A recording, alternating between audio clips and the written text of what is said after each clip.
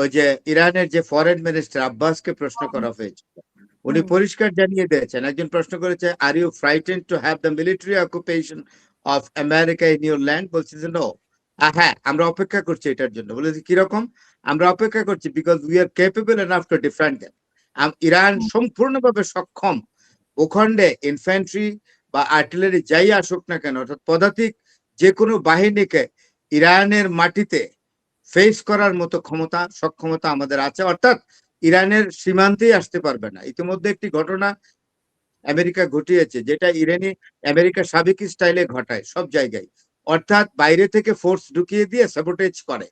তাই আমেরিকা এবং ইসরায়েল একটা চেষ্টা করেছে এই গত একদিন না গত পরশু দিন, সেটা হলো আপনার তুরস্ক থেকে এবং ইরাক থেকে কুর্দিদের এনেছে। কুর্দিরা আবার ইরানের বর্তমান রেজিমকে পছন্দ করে না।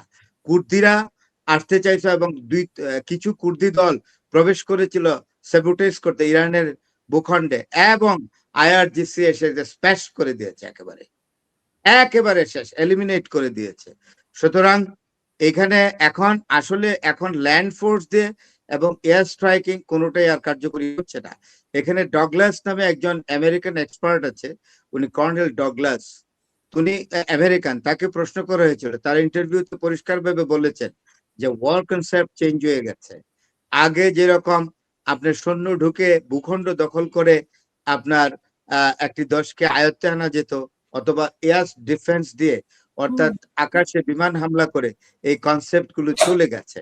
এখন যেটা আসছে ড্রোন এবং মিসাইল, সেই ড্রোন এবং মিসাইলে ইতিমধ্যেই আপনার ইরান প্রমাণ করেছে, ইরান এটাতে সুপ্রিমেসি অর্জন করেছে।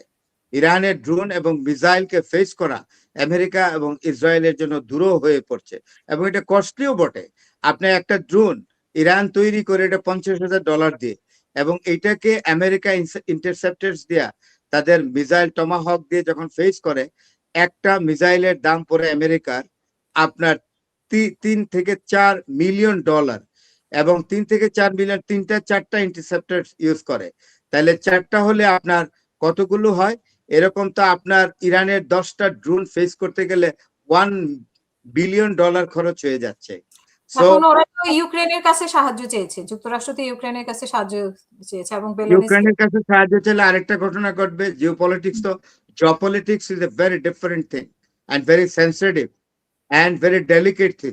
ইউক্রেন কার শত্রু? রাশিয়ার শত্রু না ইউক্রেন। অলরেডি ইউক্রেন আপনার রাশিয়া ইরান থেকে ইউক্রেন ড্রোন নিয়ে ইয়াকে সামলিয়েছে, মানে ইউক্রেনের বিরুদ্ধে কাজে লাগিয়েছে। বলছে যে মানে ইরান থেকে যে ড্রোন গুলা নিয়েছে সেগুলোকে আবার ওরা ভূপাতিত করতে সক্ষম হয়েছে, মানে ইউক্রেনে যেটা আছে সেই সক্ষমতা আছে। এই জন্য এখন যুক্তরাষ্ট্র আবার ইউক্রেনের সাহায্য চেয়েছে। শোনেন, এখানে জিওপলিটিক্স চেঞ্জ হয়ে যাবে। এখন ধরেন রাশিয়া আপনার ইরানকে পরোক্ষভাবে সহযোগিতা করছে টেকনোলজি দিয়ে বা আর্মস অ্যামুনিশনস দিয়ে, যে রাশিয়ার যে এখন চিরশত্রু হলো ইউক্রেন, তাকে যদি ইউক্রেন যদি আমেরিকার সহযোগিতা আসে, তাহলে রাশিয়া পরের দিন ইউক্রেনকে গিলে ফেলবে, নো ডাউট অ্যাবাউট ইট। তো আমার মনে হয় ইউক্রেনের গভর্নমেন্ট স্টুপিডিটি দেখাবে না। আর ইউক্রেনের প্রেসিডেন্ট যে প্রেসিডেন্টকে আপনি হোয়াইট হাউসে ডোনাল্ড ট্রাম্প কি অপমানটা করছিল, এটা কি সে ভুলে গেছে নাকি? সেটাই তো, সেটা এখন প্রস্তুতি নিচ্ছে। এনিওয়ে, আজকে একটা নিউজে দেখলাম যে মানে যুক্তরাষ্ট্র এবং ইসরায়েলের মধ্যকার চলমান সংঘাতে সৌদি আরবের আকাশপথ এবং ভূখণ্ড যুক্তরাষ্ট্র ও ইসরায়েলকে ব্যবহার করতে না দেওয়ার প্রতিশ্রুতি দিয়েছে। এটা কতটা? এটার কারণ আছে, কারণ আমানকো অয়েল কোম্পানি যেটা, এটাতে ইসরায়েল নিজে আক্রমণ করেছে, বদনাম দিয়েছে ইরানের উপরে। তখন ইরান সৌদি গভর্নমেন্টকে রিকোয়েস্ট করেছে যে আক্রমণটা আমরা করি না, আপনি এটা চেক আউট করেন। তখন আপনার সৌদি ইন্টেলিজেন্স এটাকে ভালোভাবে চেক আউট করেছে, তাদের মিলিটারি ইন্টেলিজেন্স দিয়ে চেক আউট করে দেখে এই আমানকো অয়েল রিফাইনারি যে স্টেশনটা, এটা আসলে ইসরায়েল নষ্ট করে দিয়েছে। ইসরায়েল করে এটার দোষ যেন ইরানের উপরে পড়ে। এই ধরনের vulgar diplomacy, rubbish strategy Israel use করে। ইসরায়েল আসলে অত্যন্ত বিশ্বাসঘাতক জন্মগতভাবে।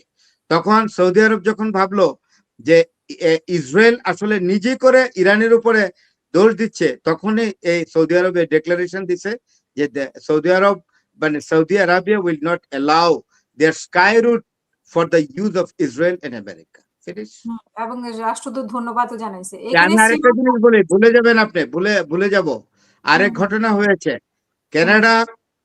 হ্যাঁ, কানাডা বলেছে যে আমার উপরে যে ট্যারিফ ইম্পোজ করছে আমেরিকা, এটাকে কমাতে হবে, আদারওয়াইজ আমি কোনো কোঅপারেশন করব না। অবশ্যই কমাতে হবে। মেক্সিকো তার বর্ডার বন্ধ করে দিয়েছে আমেরিকাতে।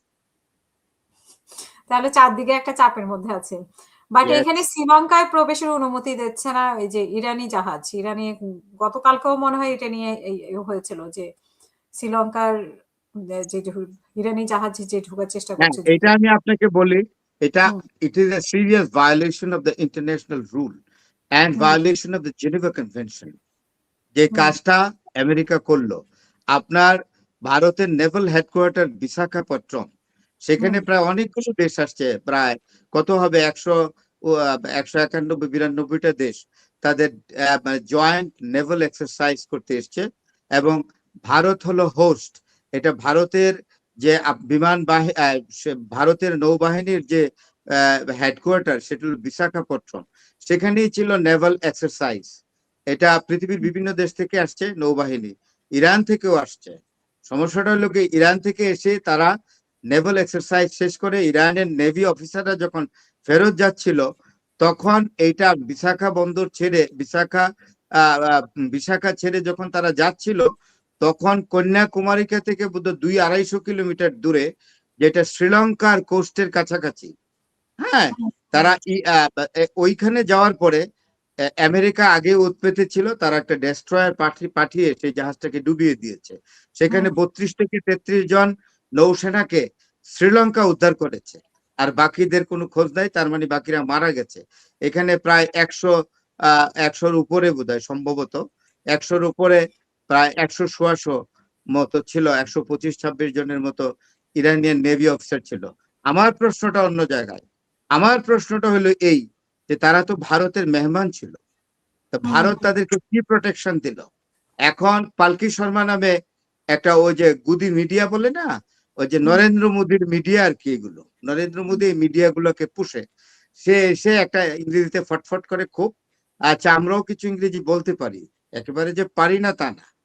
তো এসে বলছে যে আপনার ইরানের যে যুদ্ধ, ইরানের যে জাহাজটা, নৌবাহিনীর জাহাজটা যেখানে ডেস্ট্রয়েড হয়েছে, আমেরিকা যেখানে ডেস্ট্রয় করেছে, এটা ইন্টারন্যাশনাল ওয়াটার লাইন। এটা ইন্ডিয়ারও না, এটা শ্রীলঙ্কারও না। তাহলে শ্রীলঙ্কা যদি সেভ করতে পারে তাদেরকে, ইন্ডিয়া পারলো না কেন? ধরলাম, আমি তার কথাতেই গেলাম, যেটা একটা আন্তর্জাতিক আপনার সীমানা, সমুদ্র সীমানা। তো আন্তর্জাতিক সমুদ্র সীমানা যদি হয়, শ্রীলঙ্কা তাদেরকে এসে উদ্ধার করলো, তারা তো শ্রীলঙ্কার অতিথি ছিল না, অতিথি ছিল ভারতের। তো ভারত কি দায়িত্ব পালন করলো?